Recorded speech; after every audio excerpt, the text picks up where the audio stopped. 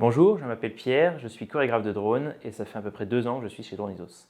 Ce que j'aime dans mon métier, c'est que j'ai un poste qui est extrêmement diversifié et qui est un peu une pièce centrale de tous les postes qu'on a chez Dronisos. Quand je dis pièce centrale, c'est parce qu'on travaille, donc on réalise des shows intérieurs et extérieurs, on travaille avec des directeurs artistiques, on travaille avec des artistes, voire des danseurs. On travaille également sur le terrain puisqu'on est relié au pôle opérationnel et donc on travaille avec les show managers qui sont tout simplement les personnes qui font évoluer le projet au sein de notre client.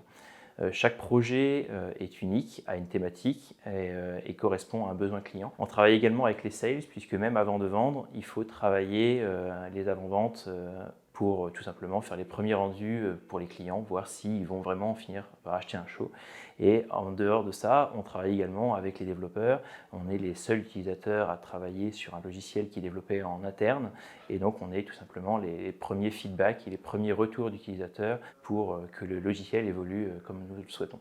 Le processus de création d'un show, c'est que chaque show en soi est une pièce unique, donc du coup que la demande arrive d'un client ou directement de notre pôle commercial, on s'entretient avec eux, on prend le besoin, donc tout simplement combien ils veulent de drones, quelle ambiance ils veulent, qu'est-ce qu'ils veulent faire apparaître dans leur show.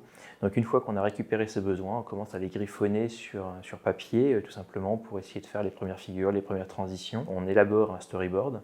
Une fois que ce storyboard est validé par le client, on commence à faire les premières figures et les premières transitions via notre outil de chorégraphie, tout simplement pour voir si le rendu est à la hauteur de nos espérances. Donc une fois que ces premières figures ont été validées, on commence tout simplement à faire le show en lui-même. On va pouvoir commencer à travailler avec les show managers pour voir les premiers plans d'implantation, comment on va voler la chorégraphie le jour J. On va commencer donc aussi à faire donc tout ce qui est chorégraphie, le côté artistique, le côté sécurisation.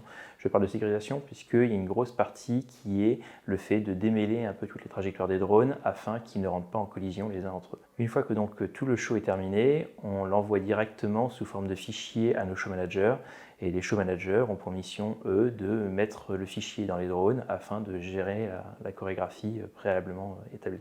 Les outils que j'utilise au quotidien, si on repart un peu du processus de création d'un show, c'est vraiment donc, le papier crayon dans un premier temps. Pour tout ce qui est storyboarding, on va commencer à griffonner, donc ça va vraiment être l'ADN un peu d'un show.